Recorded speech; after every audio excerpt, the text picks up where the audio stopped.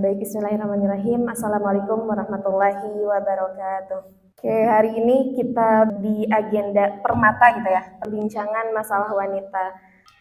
Oke, teman-teman, tantangan perempuan muslimah dalam menjalankan syariat di era modern ini tentunya kita rasakan ya dalam kehidupan sehari-hari, bahwa perempuan itu sebetulnya kompleks gitu ya.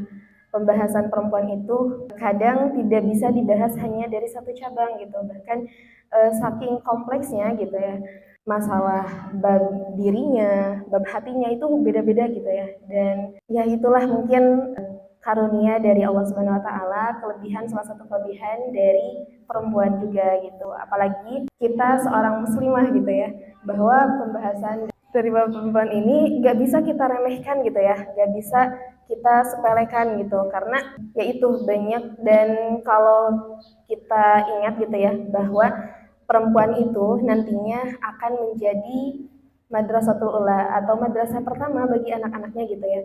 Makanya kita sebagai perempuan, apalagi sebagai muslimah, perlu mempersiapkan dengan baik gitu ya, dari sejak kita sekolah ataupun mungkin udah mengenal gitu ya, mana yang baik, mana yang buruk gitu ya.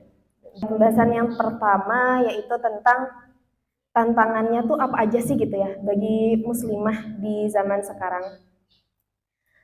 Karena kalau misalnya kita lihat realita hari ini gitu ya, rata-rata perempuan itu ya sudah jarang gitu lah ya. Teman-teman yang ada di sini itu berapa persen dari perempuan yang ada di Sukabumi? Belum tentu gitu ya, ada 5%-nya gitu. Nah, itu pun udah bener-bener kayak identitas mungkin ya dari syariat Islam yang jadi asing gitu ya di luaran sana gitu. Nah, tantangan yang pertama itu apa sih sebetulnya gitu ya? Yang pertama itu pengaruh dari media sosial dan budaya populer. Pengaruh dari media sosial dan budaya populer ini yang pertama itu tantangannya standar kecantikan yang tidak realistis. Teman-teman, kalau misalnya kita cek sosial media nih, pasti aja kita lihat postingan, si ini makin cantik ya, si ini makin cantik. Dan yang kita kejar itu justru bukan karena ngelihat si ini makin solihah, kita makin mengikuti gitu ininya, tapi si ini makin cantik, makin ngikutin gitu kan ya, jalan makin aku harus pakai skincare apa ya biar sama kayak si teteh ini misalnya. Nah, kadang standar kecantikan yang di sosial media itu yang membuat kita itu malah berfokus pada hal duniawi gitu ya. Makanya mungkin teman-teman juga merasakan gitu ya realitanya, karena sekarang kita lebih banyak komunikasi di sosial media dibandingkan di dunia realita gitu ya. Makanya itu juga salah satu penggunaan sosial media yang bijak itu harus kita terapkan gitu. Yang kedua itu tempat budaya pamer, apalagi sebagai perempuan ya, kadang tidak bisa kita menahan kayak aduh pengen upload ini, pengen upload itu, dan pengen dilihat mungkin ya, mudah-mudahan kita tidak termasuk dalam salah satunya ya. Kadang ada tersirat dalam hati kita suka ingin dapat pujian, pengen upload ini, upload itu gitu. Nah, itu juga mungkin salah satu tantangan yang kita hadapi pada saat ini. Gitu. Nah, yang selanjutnya itu ada konten yang bertentangan dengan nilai Islam. Karena sosial media itu tidak terbatas ya. Kadang konten-konten yang muncul itu banyak banget yang bertentangan dengan nilai-nilai Islam gitu. Kalau misalnya diri kita tidak bisa membatasi, secara tidak langsung itu berpengaruh banget terhadap hidup kita gitu ya, dari konten-konten yang muncul gitu dari sosial media. Yang selanjutnya ada juga godaan pergaulan yang bebas. Kalau misalnya kita tidak dilandasi dengan iman, tentunya pengenlah hidup bebas gitu ya. Gak mungkin kita gak mau terkekang lah, gak mau dengan mengikuti aturan-aturan gitu. Inginnya lebih bebas. Dan kita lihat realitas sekarang gitu ya, pergaulan bebas kan ada di mana-mana ya. Bahkan jangankan di ranahnya mahasiswa, ranah sekolah dasar aja itu banyak banget gitu ya. Bahkan Sukabumi salah satunya itu terbesar gitu, atau berapa persen pergaulan bebas yang terjadi gitu. Bahkan kemarin ini juga jadi menurunnya moral juga kali ya, karena ada anak SD itu melakukan pergaulan bebas dengan ininya gitu di sekolah, dan ada gurunya yang menegur, bahkan sampai nampar salah satu muridnya karena mungkin ya emang itu kesalahan gitu ya. Tapi apa coba yang terjadi? Yang dituntut malah gurunya, bukan muridnya gitu. Padahal yang melakukan kesalahan adalah muridnya gitu. Nah itu menurutnya apa ya, ini moral gitu ya. Makanya salah satu tantangan perempuan juga ini menjadi apa ya, jadi godaan gitu untuk pergaulan bebas. Dan yang selanjutnya, banyak informasi yang menyesatkan. Ini kadang ya seolah-olah informasi yang kita dapatkan itu betul gitu ya. Padahal kalau kita menyerap semua informasi yang kita dapatkan, belum tentu itu akan berujung baik gitu untuk diri kita sendiri gitu. Makanya perlu disaring gitu informasi yang kita dapatkan gitu. Karena ada beberapa informasi yang mungkin bisa menyesatkan diri kita gitu. Tentunya ya mengikuti perkembangan tren termasuk dalam hal berpakaian dan juga gaya hidup. Dan itu tuh kalau kita tidak menerapkannya, tidak membatasi gitu ya, terus mengikuti tren, itu akan bahaya bagi kita gitu. Itu salah satu jadi perusak akhlak dari muslimah ya. Dan itu masuk ke bab pembahasannya Ghazul Fikr gitu. Orang-orang kafir di luaran sana itu mereka menyerang kita pada saat ini bukan kayak dulu lagi gitu ya, bukan peperangan secara langsung, tapi melalui pemikiran-pemikiran kita, sehingga kita seolah-olah tidak melakukan kesalahan apapun, kita tidak seolah-olah tidak melakukan perang apapun, padahal kita itu sedang diturunkan gitu ya, akhlak-akhlak kita tuh agar mengikuti budaya-budaya orang barat gitu ya. Nah, salah satunya itu dari fashion dan juga gaya hidup kita. Mungkin yang kalau misalnya mahasiswa mah banyak yang hedon gitu ya. Uang teh kan orang tua itu udah suruh supaya gitu ya menyiapkan biaya untuk kuliah dan yang lainnya. Sedangkan banyak mahasiswa yang tidak memanfaatkan itu dengan baik. Ya hidup di kuliahnya dengan gaya yang luar biasa gitu, dengan poya-poyanya makan di luar dan yang lainnya. Itu kan sifat-sifat yang sekarang kita temuin gitu ya. Itu tantangan tentang identitas, karena ada beberapa informasi yang mungkin bisa menyesatkan diri kita gitu. Oke, itu tantangan dari pengaruh media sosial dan budaya populer. Yang kedua, itu tantangan identitas dan eksistensi diri. Apa aja sih tantangannya? Yang pertama itu tekanan untuk mengikuti tren. Termasuk pun gini ya, tren mungkin TikTok banyak banget ya. Termasuk mungkin yang terbaru Lebaran kemarin, Velocity. Sebetulnya itu tuh mungkin kalau misalnya gerakan-gerakannya biasa aja mah ya nggak apa-apa gitu ya. Tapi ada satu hal yang orang-orang kafir itu bisa jadi diselipkan dengan hal-hal yang seharusnya tidak kita lakukan gitu. Kayak gerakan-gerakan, tahulah merenya teman-teman, yang itu tuh ternyata kalau kita ulik lagi itu tuh lambang apa ya, lambang setan atau apa gitu ya. Dan itu tuh kalau kata melihat salah satu postingan dari warga Palestina, gerakan itu tuh salah satunya gerakan ketika Israel merasa menang dari Palestina. Mereka itu selalu mengajukan ke gerakan itu gitu. Tahu gak gerakan yang gimana? Nah, ya benar gitu. Itu salah satu gerakannya yang ini benar-benar itu juga jadi krisis identitas sebagai seorang muslim ya. Dan ternyata kalau misalnya dilihat-lihat lagi, banyak tuh orang-orang yang Yahudi zaman dulu itu yang sudah melakukan gerakan-gerakan itu gitu. Termasuk pun yang apa sih yang kita gini, ada gerakan yang maju mundur gitu. Ya itu kan. Nah, itu juga ternyata itu tuh budaya orang Yahudi pada zaman dulu. Makanya mungkin ya itu balik lagi, perang kita pada saat ini adalah perang pemikiran kita gitu. Kayak seolah-olah ini tuh enggak kok, enggak salah, toh juga bukan melakukan melanggar syariat dari Allah gitu ya. Tapi secara tidak langsung kita mengikuti gitu gaya hidup mereka gitu, gaya hidup orang barat. Itu mungkin kadang ya pengen ngikutin tren pasti gitu ya. Dan itu jadi tantangan buat kita menahan buat gak ikutan tuh. Ya Allah, sesusah itu ya, luar biasa gitu kan ya. Yang ketiga, tantangan untuk muslimah pada saat ini, tantangan dalam menjalankan ibadah dan syariat. Itu yang pertama, kesibukan dan gaya hidup modern. Seringkali gitu ya, dengan gaya hidup serba cepat tentunya dan tuntutan pekerjaan, kadang seringkali kita tuh sulit untuk meluangkan waktu. Entah itu salat tepat waktu kah, atau mungkin alasannya, aduh kerjaan belum beres nih, misalkan. Kerasa ya sama aku sekarang, kayak di dunia kerja bukan lagi mahasiswa gitu, udah aduh kerjaan belum selesai, kadang tilawah terlewatkan dan yang lainnya gitu. Itu jadi tantangan tersendiri gitu, gimana caranya agar kita tetap melaksanakan ibadah-ibadah yang biasa kita rutinkan di masa-masanya dengan kesibukan kerja dan yang lainnya gitu. Tapi sebetulnya itu tuh jadi alasan ya, sebetulnya bagaimana kita memanage waktu itu balik lagi. Kalau misalnya kita pintar memanage waktu, ya semuanya juga akan terlaksana dengan baik gitu ya. Itu.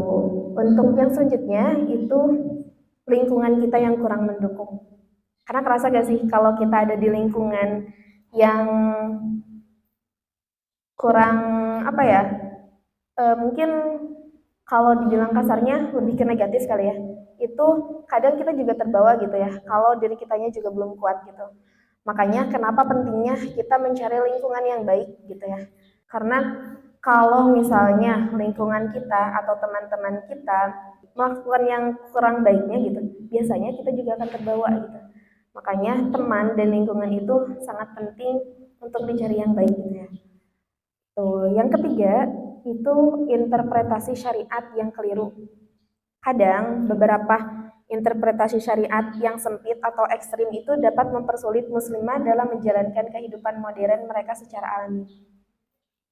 Misal, apa ya, syariat-syariat yang mungkin ekstrim, contohnya misal nih, ada ayat Al-Quran yang misalnya tuh teman-teman kalau nanti sempat membaca ya, ada di Quran surat Al-Ahzab ayat 33, itu kan larangan bagi perempuan untuk keluar rumah kalau misalnya tidak dalam keadaan mendesak. Itu sebetulnya ya itu berlaku juga ya, tapi larangan mutlak seperti itu kita coba sesuaikan dengan zaman sekarang gitu ya. Karena kadang perempuan juga perlu gitu ya untuk gerak keluar gitu ya, meskipun dengan tetap syariat-syariat yang kita pegang itu tetap dilaksanakan gitu ya. Pun juga ini nih, pembatasan dalam pendidikan dan pekerjaan. Banyak aturan yang ada mungkin ya di beberapa daerahnya yang masih menerapkan kalau misalnya perempuan itu tidak boleh bekerja di luar rumah. Nah, itu juga sebetulnya kalau misalnya memang tidak mendesak ya tidak apa-apa gitu ya, emang perempuan diwajibkan untuk di rumah gitu ya. Tapi kalau misalnya dari segi kebutuhan dan yang lainnya, kondisi yang tidak memungkinkan, kan tidak mungkin kita juga hanya berdiam diri di rumah gitu. Nah, hal-hal seperti itu kan sifatnya bukan yang mutlak gitu ya, bukan kayak sholat wajib yang harus dilaksanakan dan tidak boleh ditinggalkan gitu ya. Itu kan sifatnya mungkin ada keringanan gitu ya, karena balik lagi Islam itu bukan Allah adanya itu bukan untuk mengekang gitu ya, justru dalam Islam itu memberikan banyak kemudahan gitu ya teman-teman. Itu mungkin salah satu tantangannya dalam menjalankan ibadah dan syariat. Pembahasan yang kedua tentang ini ya, peran ganda perempuan, apakah dia berkarir atau hanya menjalankan peran domestik gitu dalam rumah tangga gitu ya. Mengenai perspektif Islam tentang karir perempuan, yang pertama, boleh gak sih gitu ya perempuan itu dalam perspektif Islam itu berkarir gitu? Sebetulnya boleh, betul boleh banget, tapi dengan syarat gitu ya. Ada beberapa syarat yang mungkin ini harus menjadi kesepakatan. Ini pembahasannya kalau misalnya ini sudah menikah ya, kalau sudah menikah gitu ya. Karena kan emang kalau misalnya sekarang teman-teman ya mau berkarir mau gimana pun ya udah gitu, asal ada izin dari orang tua gitu kan ya. Tapi pembahasannya beda lagi ketika teman-teman mungkin nantinya sudah berkeluarga gitu ya. Ada syarat-syarat tertentu ketika perempuan itu sudah berumah tangga tapi memutuskan masih berkarir gitu ya. Syaratnya yang pertama itu harus tentunya ada izin dari suaminya gitu ya. Artinya apapun yang dilakukan istri itu harus atas dasar ridho suami gitu ya. Kalau misalnya kita sudah berumah tangga gitu ya, makanya harus pertama itu ada izin dari suaminya dulu gitu. Kalau misalnya yang belum menikah itu ada izin dari orang tua ya. Gitu. Yang kedua itu tentunya harus menjaga kehormatan diri. Karena kalau misalnya kita berkecimpung di dunia kerja sebagai perempuan, apalagi yang sudah berumah tangga, banyak banget godaannya.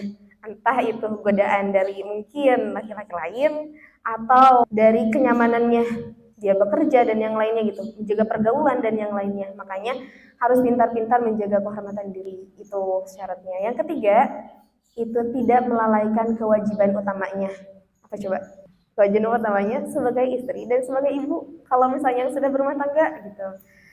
Karena ya tadi gitu, karena dia untuk memutuskan berkarir, otomatis dia juga harus bisa memanage waktu gitu ya. Waktu untuk bekerja dari kapan sampai kapan gitu ya, untuk asal tidak meninggalkan kewajibannya sebagai istri dan juga sebagai ibu gitu ya. Yang selanjutnya, syaratnya harus pekerjaan yang halal dan bermanfaat tentunya. Karena kalau tidak halal dan tidak bermanfaat, nanti akan berpengaruh ke keluarganya ya. Entah itu rezekinya yang tidak berkah ataupun mungkin kebahagiaan keluarganya berpengaruh banget gitu ya. Entah itu ke keluarga dianya ataupun mungkin ke orang tua dan yang lainnya gitu. Yang selanjutnya itu syaratnya ini juga kalau misalnya dalam keadaan darurat atau kebutuhan gitu ya. Karena kan kebutuhan tiap orang itu berbeda-beda. Tentunya kebutuhan yang pokok mungkin ya. Misal pekerjaan suaminya itu tidak mencukupi segala kebutuhannya, itu bisa tuh perempuan membantu gitu ya untuk bekerja karena untuk memenuhi kebutuhan itu dan kondisinya juga darurat gitu. Dan yang terakhir tentunya kontribusi yang positif karena dalam Islam itu mendorong setiap individu baik laki-laki maupun perempuan itu memberikan kontribusi gitu yang positif bagi masyarakat sesuai dengan kemampuan dan keahlian masing-masing. Misal kalau ngelihat ini ya, ngelihat lingkungan yang sekarang gitu ya, banyak meskipun istrinya tidak berkarir bekerja keluar gitu, tapi banyak mereka itu yang misal kegiatan membuat kegiatan di rumahnya, membuka entah itu rumah Quran ataupun kegiatan apa gitu ya, emang berkontribusi di masyarakat itu balik lagi tergantung kemampuan kita gitu ya. Itu sih untuk karir perempuan dalam perspektif Islam tadi boleh, tapi dengan syarat-syarat tertentu tadi gitu ya. Tuh. Sedangkan untuk peran domestik perempuan atau dalam rumah tangganya gitu ya, menurut perspektif Islam itu seperti apa gitu? Tentunya yang pertama itu mengurus rumah tangga dan juga mendidik anak. Karena itu tadi balik lagi itu jadi tanggung jawab utama. Meskipun kita berkarir ya jangan lupa tanggung jawab utamanya gitu. Dan yang kedua, ternyata perempuan itu adalah kepemimpinan di rumah. Maksudnya bukan pemimpin dia iniin yang laki-laki ya, tapi ada salah satu hadis Rasulullah, seorang wanita adalah pemimpin di rumah suaminya dan dia akan dimintai pertanggungjawaban atas kepemimpinannya.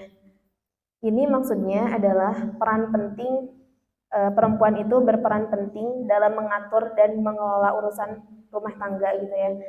Karena kadang, bukan kadang sih, realitanya, katanya ya, karena saya juga belum berumah tangga jadi tidak tahu pengalaman-pengalaman yang mungkin sudah berumah tangga, ya balik lagi laki-laki itu tidak bisa mengurus keseluruhan gitu ya. Otak laki-laki itu berfokus pada satu. Kalau misalnya dia dimintai satu, dia akan fokus pada satu, gak bisa bercabang gitu. Sedangkan perempuan itu otaknya itu bercabang. Jadi kalau misalnya inilah hal kecilnya, analoginya, kalau lagi masak, teman-teman bisa gak sih masak, tapi yang lain sambil nyuci gitu, sambil nyuci piring kah, sambil ini, sambil itu gitu. Kalau laki-laki itu tidak bisa, laki-laki itu berfokus pada satu. Misal kalau dia lagi masak ya udah mentengin masakannya gitu sampai selesai ini baru ngerjain yang lain. Itu laki-laki. Makanya itulah kelebihan yang Allah berikan kepada perempuan gitu ya.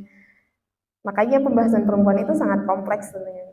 Nah, yang selanjutnya mengenai peran domestik perempuan itu bukan kewajiban melayani suami. Maksudnya gimana sih gitu ya? Pendapat sebagian ulama bahwa kewajiban untuk memasak, mencuci, itu membersihkan rumah itu sebetulnya bukan kewajiban perempuan gitu ya. Tapi balik lagi, kita kan ingin mendapatkan ridha suami gitu ya. Nah, kalau kita melakukan itu mendapatkan pahala yang luar biasa gitu ya. Tapi tentunya jangan sampai itu pun harus saling memahami gitu ya. Adanya kerjasama dan saling membantu itu juga sangat dianjurkan dalam Islam. Ehm, Tidak memberatkan ke salah satu pihak. Tuh. Dan yang selanjutnya dalam perspektif Islam, peran domestik perempuan itu adalah menjadi pendidikan anak atau madrasatul ula. Karena balik lagi, pendidikan yang paling dasar itu sebagai landasan atau pondasi itu ada di rumah gitu ya. Karena seringkali kita mendapatkan realita yang sekarang gitu ya, orang tua itu menyerahkan anaknya ke sekolah, ke pesantren untuk dididik gitu ya. Sedangkan lingkungan terbesar yang paling berpengaruh buat adalah di rumah gitu. Karena waktu di sekolah dan waktu di rumah itu lebih banyak di rumah. Makanya kenapa mungkin salah satunya kita diizinkan hari ini untuk bisa kuliah, untuk bisa banyak belajar lagi. Itu juga salah satu kenikmatan dari Allah ya. Mudah-mudahan kita kelak juga bisa menjadi ibu yang baik dan bisa menjadi guru yang baik di keluarga kita gitu. Tuh, untuk yang selanjutnya, nah ini nih perempuan yang menyeimbangkan karir dan juga domestik, karir dan juga urusan rumah tangga. Dia yang berkarir tapi juga mengurusi rumah tangga, itu dalam perspektif Islam seperti apa gitu ya. Yang pertama tentunya harus prioritaskan dan harus memanage waktu dengan baik gitu. Karena prioritas utama adalah keluarga dan tentunya harus bisa memanage waktu dengan baik gitu ya. Yang kedua itu harus ada kerjasama dengan pasangan gitu. Karena kalau tidak ada kerjasama, saling membebankan satu sama lain, itu akan sulit gitu ya. Kalau untuk perempuan yang berkarir dan juga mengurusi rumah tangga. Dan yang ketiga, itu harus ada dukungan dari keluarga dan juga sosial.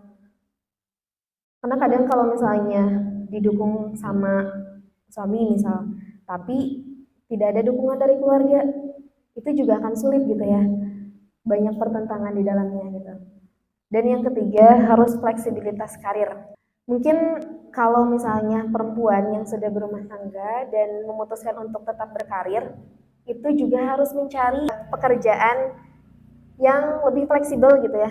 Tidak apa ya, gaya yang seharian, sehari semalam itu kita kerja gitu, sedangkan urusan rumah tidak terurus gitu ya. Dan yang terakhir tentunya harus dengan niat yang ikhlas.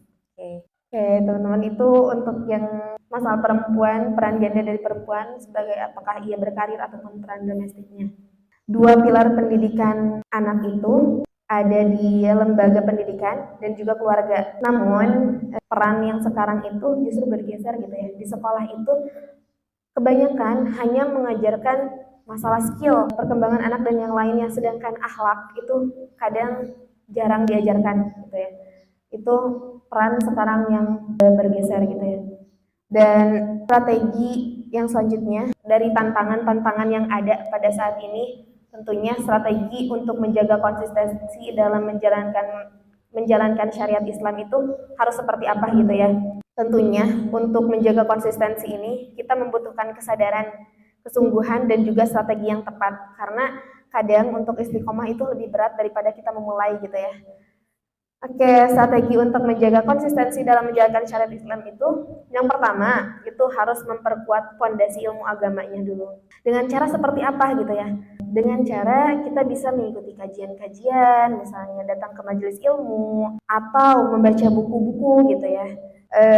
Itu salah satu mungkin untuk menjaga konsistensi gitu. Yang kedua itu harus membangun hubungan yang kuat dengan Allah. Ini sih mungkin agak berat ya. Dan kita harus semakin dekat dengan Allah, salah satunya dengan sholat, membiasakan membaca Quran, zikir, doa, dan juga ibadah-ibadah sunnah gitu ya. Itu tentunya penguat terbesar gitu ya. Yang selanjutnya itu harus menciptakan lingkungan yang mendukung. Tadi balik lagi gitu ya. Kalau kita ingin melakukan kebaikan gitu ya, ya kita coba ikhtiarkan ada di lingkungan-lingkungan kebaikan gitu ya. Karena kalau misalnya kita pengen melakukan kebaikan, tapi kita di luar lingkungan kebaikan, itu biasanya akan sulit dan banyak banget godaannya. Jangankan di luar itu gitu ya, di lingkungan kebaikan sendiri, kadang kita itu banyak godaan dan yang lainnya gitu, apalagi di luar lingkungan itu. Gitu. Dan yang selanjutnya itu membuat target dan rutinitas yang realistis. Gak bisa misalnya target kita langsung dengan yang tinggi atau misalnya yang besar gitu ya. Karena ya balik lagi untuk istiqomah itu sulit ya. Makanya kita coba mulai itu dari hal yang sederhana, hal-hal kecil dulu kita pembiasaan gitu. Jangan sampai kita langsung loncat ke yang besar gitu, hal-hal yang besar, tapi ternyata cuma sekali doang dilakuin gitu. Sedangkan hal-hal kecilnya belum kita istiqomahkan gitu. Yang selanjutnya, buat jadwal harian atau mingguan. Karena biasanya salah satu cara untuk memanage waktu dengan baik itu kita punya jadwal, punya schedule yang baik gitu ya. Tertata nih hari ini jam segini kita tugasnya apa, kita kegiatannya apa, sampai tidur dan sampai bangun kembali itu kita ada kegiatan itu, ada targetan-targetan yang setiap pekan ini kita harus melakukan apa, kita harus baca buku misal, kita harus baca buku selesai ini dalam 1 bulan misal, ada targetan-targetan seperti itu. Karena teman-teman balik lagi, untuk mencapai apa yang kita inginkan itu, targetnya itu harus jelas gitu ya. Meskipun kita sebagai manusia itu hanya berikhtiar membuat perencanaan terbaik, dan yang menentukan akan terjadi atau enggaknya adalah Allah gitu ya. Kita hanya berikhtiar untuk apa ya, mencapai mimpi-mimpi kita gitu ya. Tapi ya balik lagi, yang mentakdirkan semuanya adalah Allah, dan insya Allah itu adalah yang terbaik gitu kalau misalnya itu memang datangnya dari Allah gitu ya. Yang selanjutnya, kita juga harus bersikap realistis dan fleksibel dalam pelaksanaannya gitu ya. Targetan-targetan kita juga gak bisa cuma ngawang-ngawang doang gitu ya, harus realistis gitu ya. Dan fleksibelnya yang bisa kita lakukan, jangan sampai targetannya tuh kayaknya ini mah gak bisa kita lakukan tapi jadi targetan kita gitu. Ya itu juga akan jadi salah satu penghambat untuk tercapainya target gitu ya. Dan yang selanjutnya tentunya harus ada evaluasi dan koreksi diri gitu. Tiap misal ada evaluasi untuk diri sendiri, ya udah di video ini gak usah diomongin ke orang lain gitu ya. Dalam diri kita aja, kayak misalnya, duh amalan yaumiyah aku hari ini udah berapa ya, lebih baik ya dari hari kemarin, dan yang lainnya itu harus jadi evaluasi diri sendiri banget gitu ya. Mungkin untuk yang selanjutnya, strateginya, yang kelima, itu manfaatkan teknologi dengan bijak. Caranya seperti apa? Yang pertama, bisa mengikuti akun media sosial yang positif. Karena banyak ya, media sosial itu banyak yang kurang baiknya lah intinya gitu. Makanya ikuti akun-akun media sosial yang banyak memberikan ya kebaikan untuk kita gitu ya. Itu penting banget mengelola. Dan yang selanjutnya itu bisa menggunakan aplikasi Islami. Misal kita minimal di handphone kita itu ada aplikasi Al-Qur'an. Kadang ya santuk ada azannya tuh. Nah, itu kan salah satu pengingat mungkin. Kadang meskipun gak diingatkan oleh manusia, setidaknya handphone itu berguna untuk mengingatkan kita gitu ya. Dan bisa tuh dijadwalkan dengan bikin alarm, misalnya alarm jadwalnya sholat ataupun seperti apa. Itu bisa dimanfaatkan. Dan yang selanjutnya, manfaatkan teknologi dengan bijak ini, harus berhati-hati dalam berinteraksi di media sosial. Kadang kita untuk berinteraksi di media sosial itu tidak terkontrol ya. Ya udahlah misalnya sama siapapun itu tidak dibatasi. Tapi kita juga harus tahu gitu ya, harus bijak dalam memilih maupun berteman gitu, memilih teman. Bukan berarti kita memilih-milih gak mau temenan sama si ini sama si itu. Tapi boleh misalnya kenal aja, tapi jangan sampai berteman sama yang ini tuh malah membawa perubahan yang kurang baik terhadap diri kita gitu. Oke, strategi selanjutnya yang keenam itu tentunya harus memperbanyak doa dan memohon pertolongan kepada Allah gitu. Karena balik lagi, kita manusia hanya bisa berikhtiar, yang bisa menolong kita adalah Allah gitu ya. Makanya banyak-banyak berdoa. Sebetulnya bukan Allah gak tahu maksud hati kita gitu ya, tapi Allah juga ingin gitu mendengar hambanya itu berdoa gitu ya, mendengar mungkin rindu dengan suaranya kan gitu ya. Dari kita yang kurang banyak berdoa gitu. Yang selanjutnya tentunya harus bersabar dan istiqomah. Teman-teman sadar atau gak sadar bahwa istiqomah itu perlu proses. Gak bisa kita ngelakuin ini langsung segampang itu gitu ya, bisa konsisten dalam menjalankannya. Dan tentunya kita juga tidak boleh putus asa, tidak mudah putus asa. Karena kalau misalnya udah menjalankan ini, capek, udahan gitu. Ya itu mah yang jadi targetan kita juga tidak akan tercapai misalkan kalau misalnya seperti itu gitu. Dan yang terakhir tentunya teman-teman harus menghargai setiap langkah kecil yang kita lakukan gitu ya. Eh, Allah saja gitu memberikan pahala kepada hambanya apapun sekecil apapun kebaikan yang kita lakukan gitu ya. Masa diri kita gak mau gitu ya menghargai langkah-langkah kecil kita yang kita lakukan gitu kan ya. Allah saja memberikan pahala kepada kita meskipun cuman senyuman itu kan jadi sedekah ya buat kita dan akan Allah balas dengan kebaikan gitu ya. Masa iya kita tidak menghargai diri sendiri gitu kan ya. Balik lagi sih itu. Oke, teman-teman mungkin cukup sekian pengantar. Mohon maaf bila misalnya ada kata-kata yang kurang berkenan ataupun yang tidak dimengerti.